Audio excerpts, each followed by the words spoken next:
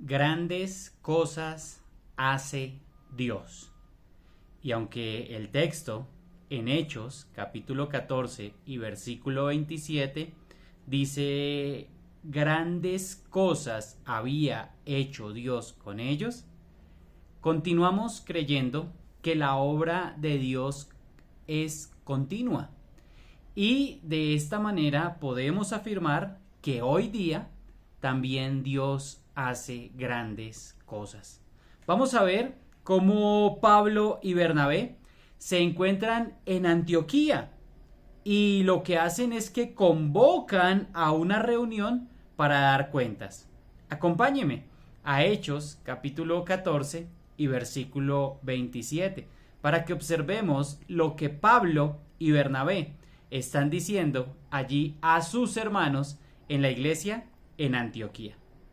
Versículo 27 del capítulo 14 dice así, en el libro de los Hechos: y habiendo llegado y reunido a la iglesia, refirieron cuán grandes cosas había hecho Dios con ellos, y cómo había abierto la puerta de la fe a los gentiles.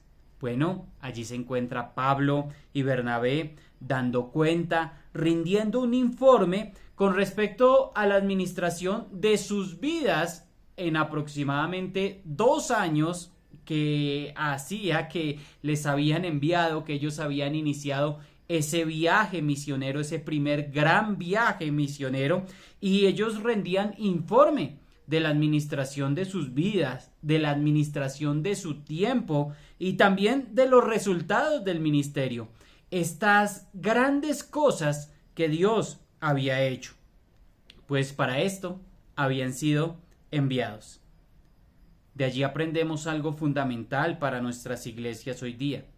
Toda iglesia debe ser una iglesia local, pero también una iglesia enviadora, una iglesia que participa en las misiones y envía a estos misioneros, los cuales continúan vinculados a Cristo, por supuesto, primeramente, pero también a la iglesia local, a esa iglesia local que les envía.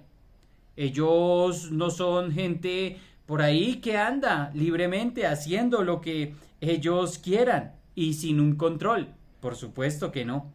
Ellos son hermanos que han de dar cuenta a la iglesia local que les encomendó, en este caso, hace 2 años, a la gracia de Dios. Y esa iglesia local también es quien cuida de ellos, quien está atento a ellos, quien está sosteniendo la cuerda, como alguien dijo, y mientras ellos bajan a realizar la misión, nosotros estamos aquí como iglesia local para respaldarles, para esperar sus informes, también para cuidarles, para ayudar a estos hermanos. Así es de que ellos referían cuán grandes cosas había hecho Dios, como los dice el texto. Ellos comprendían que su informe era un informe humilde, que no fueron ellos usando sus capacidades, que no fueron ellos con su elocuencia, ni con sus propios recursos. No, ellos no apelaron a sus fuerzas. Más bien ellos reconocían, ellos sabían que eran instrumentos en las manos del Señor. Así es de que el honor, la gloria y el resultado no pertenece a hombres. Por más ardua que fuera su labor, por más desvelos, por más trabajos, por más estudios, por más preparación de esos estudios, por más formación en institutos, que lo debemos hacer en seminarios, por más preparación que tengamos, no es a esto a quien damos gloria. Por más fatiga física que afrontemos, por más quizá enfermedades, por los golpes recibidos de la vida, la gloria de esta obra no pertenece a hombres, sino a Dios. Por tal motivo, ellos declaran de esas grandes cosas que Dios hace con ellos. Bueno, y nos dice después de la coma, y cómo había abierto la puerta de la fe a los gentiles. Bueno, este logro tampoco era cosa de ellos, sino era una obra de la gracia de Dios. La salvación de tantos, a pesar de tanta oposición y peligros, era una obra de Dios, quien abrió la puerta de la fe a estos gentiles. Desde Hechos capítulo 10, cuando Pedro comunica el Evangelio en casa de Cornelio. Así es de que era Dios quien había abierto esa puerta. Las iglesias formadas por los gentiles convertidos ya eran una realidad que se extendía por casi todo el imperio romano. Ellos comprendieron la verdad del Señor Jesucristo, que les decía: id a las naciones y haced discípulos.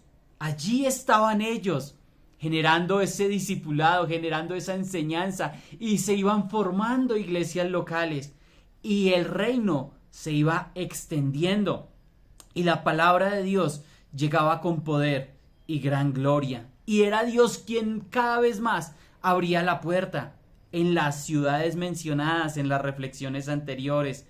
En ese vasto imperio, allí estaba el Señor, allí estaban también los judíos convertidos, y esto solo lo había hecho Dios. Entonces leemos el versículo 28 con respecto a que se terminaría el informe, claro que con muchos más detalles que no están expresados en este versículo 27, detalles que agrupan esas grandes cosas que ha hecho Dios. Mi amado hermano, reflexionamos. Usted conoce y usted disfruta y usted apoya las grandes cosas que hace Dios hoy día. Porque quiero decirte que hoy día también hay misioneros. Hoy también hay obra misionera alrededor del mundo. Hoy también hay hermanos que van comunicando el Evangelio de Jesucristo alrededor del mundo. Alrededor, en este caso, de nuestra Bogotá, por decirlo así, es un ejemplo. Sé que hay hermanos que nos escuchan de otros países, de otras ciudades. En la sabana de Bogotá hay obra, hay nuevas obras, hay hermanos que van en la misión de llevar el Evangelio a nuevos creyentes, a nuevos convertidos. En el Valle hay obras, en Medellín hay obras. ¿Conoce usted esas obras? ¿Está orando fielmente por esas obras? ¿Está apoyando la obra del Señor y las grandes cosas y obras que hace Dios? ¿Usted está apoyando esas obras? ¿Usted está respaldando a los misioneros? Bueno, sería muy saludable. ¿Usted está escuchando los mensajes que traen esos misioneros? ¿Se está regocijando con estas grandes obras? ¿Está sabiendo que hoy Dios hace una obra grande y maravillosa? Bueno, reflexiona en este día con respecto a los informes de los misioneros. Versículo 28. Dice la palabra del Señor: y se quedaron allí mucho tiempo con los discípulos. Bueno, los misioneros tenían la necesidad de comunión también de descanso, de refrigerio. Sin lugar a duda, este tiempo fue un bálsamo para recargar ánimos en doble vía. Las personas en Antioquía estaban recibiendo el informe gozosos, maravillados de lo que el Señor hacía. Y los misioneros estaban allí en comunión, en refrigerio, una vez más, con sus hermanos. Estaban siempre con los discípulos, dice la Escritura. Pablo y Bernabé, por supuesto, ejercitaban sus dones, estaban en el ejercicio de sus dones, instruyendo a nuevos creyentes en la doctrina, en la columna vertebral del Evangelio, en la exposición bíblica.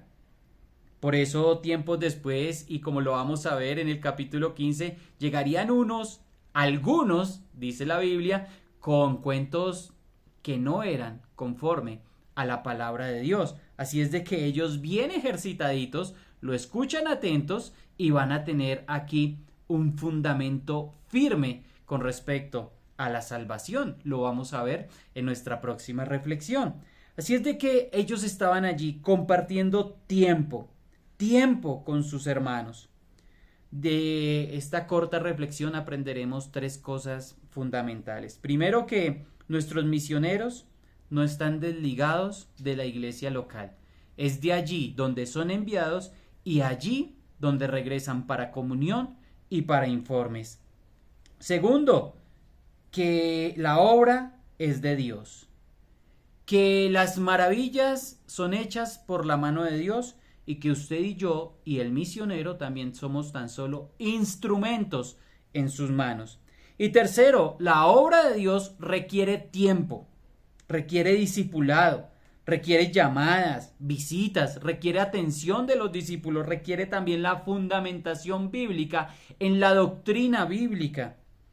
Por supuesto, nada apartado de la palabra de Dios.